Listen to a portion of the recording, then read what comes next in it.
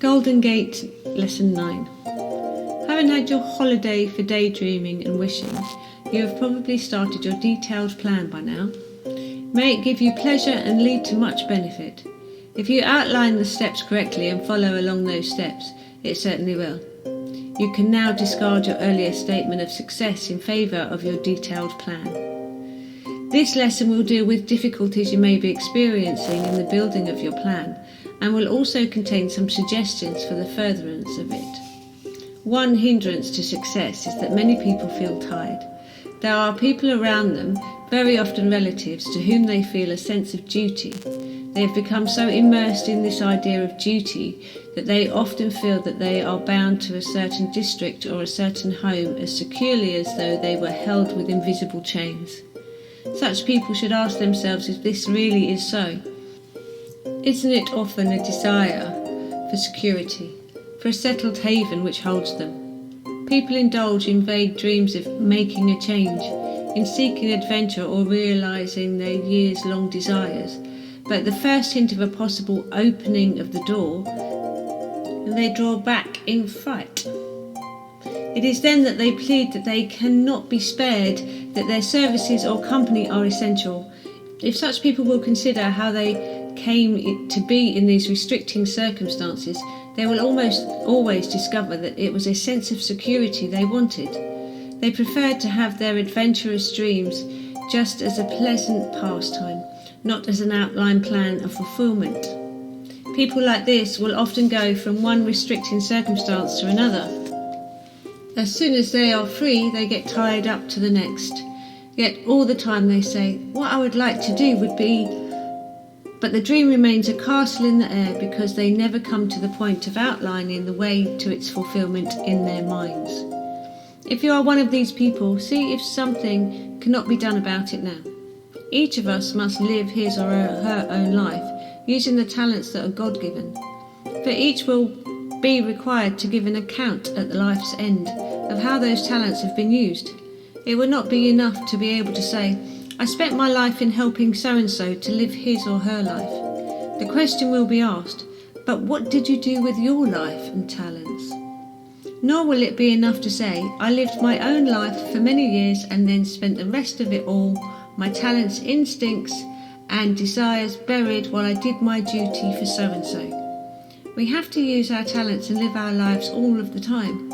We are not really living in a true sense at all if we are existing only for the service or the comfort of another. This does not mean that you should throw all your duties and responsibilities overboard and rush off on some wild goose chase. If you have tied yourself, or by unsought circumstances are tied to other people so that you cannot at once do what your own inclinations tell you are fitted to do or be, then accept the circumstances for the present, but spend your spare time in preparing yourself for the life you intend to live when you are free. Think and talk about it naturally, and follow the interest openly wherever possible. It is good for our inner dreams to have an airing, and that we should be not secretive and tense, but relaxed and simple. I know of a man who yearned to work in an orphanage among people.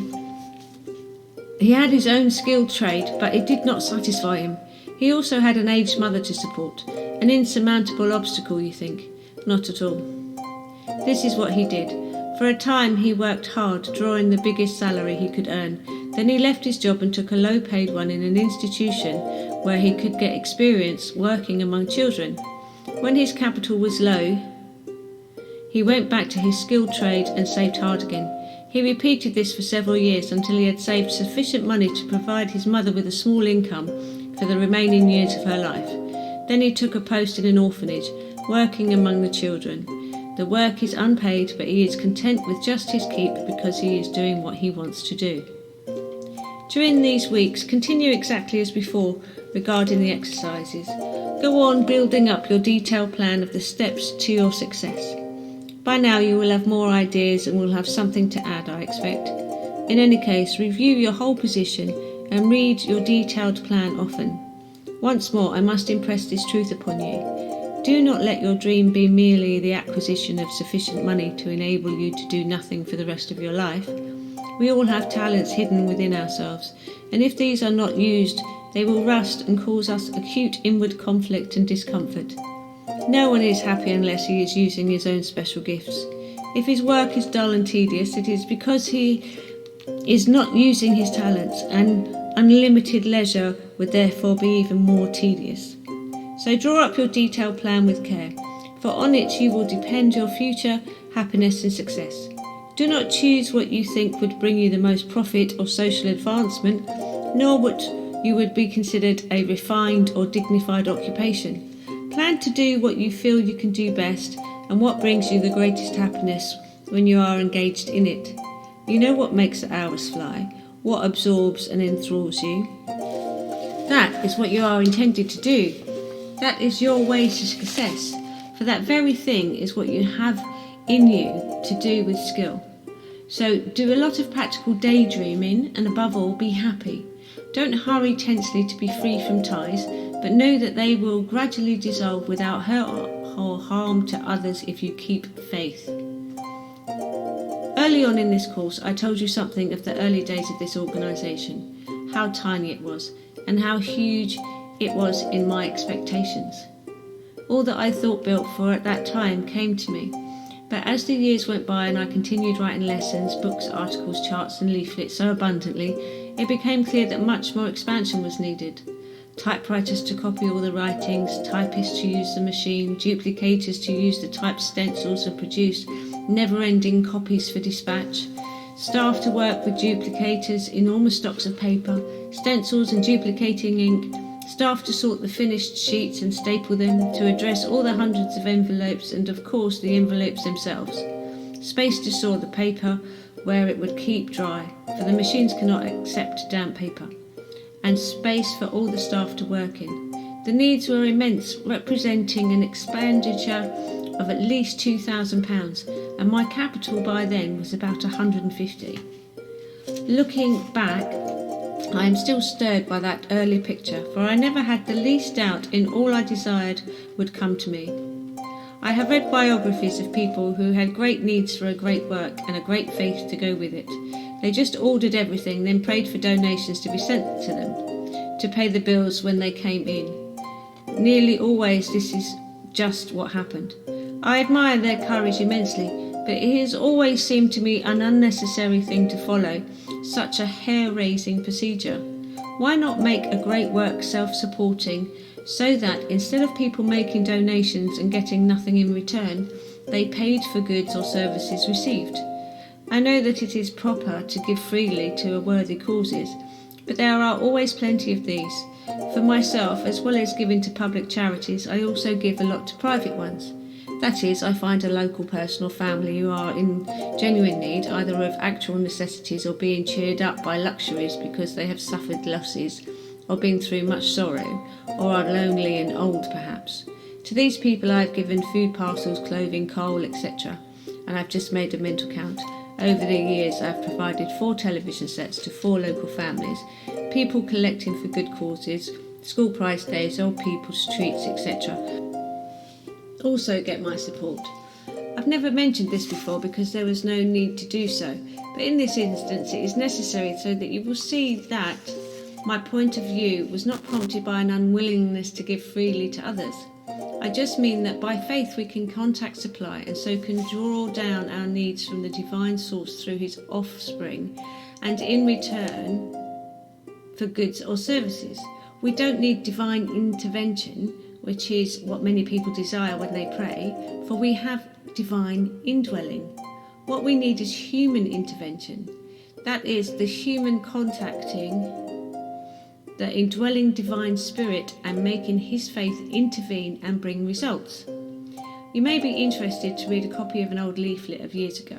I called it Thank You Sincerely. Thank you sincerely. It was kind of you to think of contributing to the expenses of this organisation. It happens though that I really do live the abundant life that I teach. I never even consider anything new in the way of equipment, premises, supplies, etc. unless I have all the money to pay for it in full. The money is all safely sitting in the bank awaiting the time to write the cheques for the firms concerned. Although my expenses are huge, I never owe anything to any firm, but send a cheque within a few days of the invoice arriving. However, I do appreciate your great kindness of thought in this matter. Will you mind if I put your gift into the student fund instead? This fund can always do with the extras as it has a lot of uses. I'm sure you will agree to putting your gift into the student fund, and thank you sincerely for your kindness and generosity.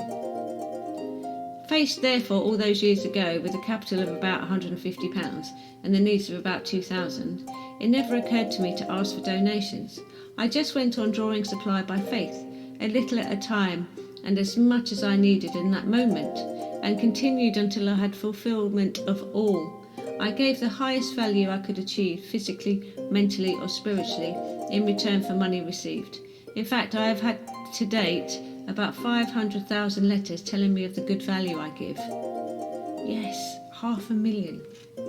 Remembering those early times, I can't help smiling because I never felt in the least poor or overburdened with responsibilities or faced with too large a task. In my leisure time, I went cycling or walking, read detective stories or listened to the radio. There was no television when this organisation began. I still have my thought-building notebooks where I wrote down my desires for the work and all I intended it to grow into, so that it would carry my joyous message of faith across the world. It has phrases such as, "Faith is my magnet, drawing to me all that I desire." How thrilling faith successes are. I have huge plans for the work and know quite well they will all come true. And, yippee, here I come. It was all, you see, very light-hearted, and one has to be very sure of success to be light-hearted when there isn't a sign of it. In those first days, everything was so tiny that I did all my own typing of stencils, addressing of envelopes, duplicating, etc. Sometimes, as in the weekly links course and in the booklets Overcoming the World and Weight of Glory, I composed and typed the lessons or books straight onto the stencil. The A Way to Pray chart was composed by me, typed, decorated and duplicated during one morning. On Thursdays I walked to the post with the entire week's mail in one shopping bag. Now a mail van calls. In the next lesson I will continue this story of my faith. Remember, change your thoughts and you change your circumstances. You have 12 more weeks to practice prosperity thinking. By then it should be a habit.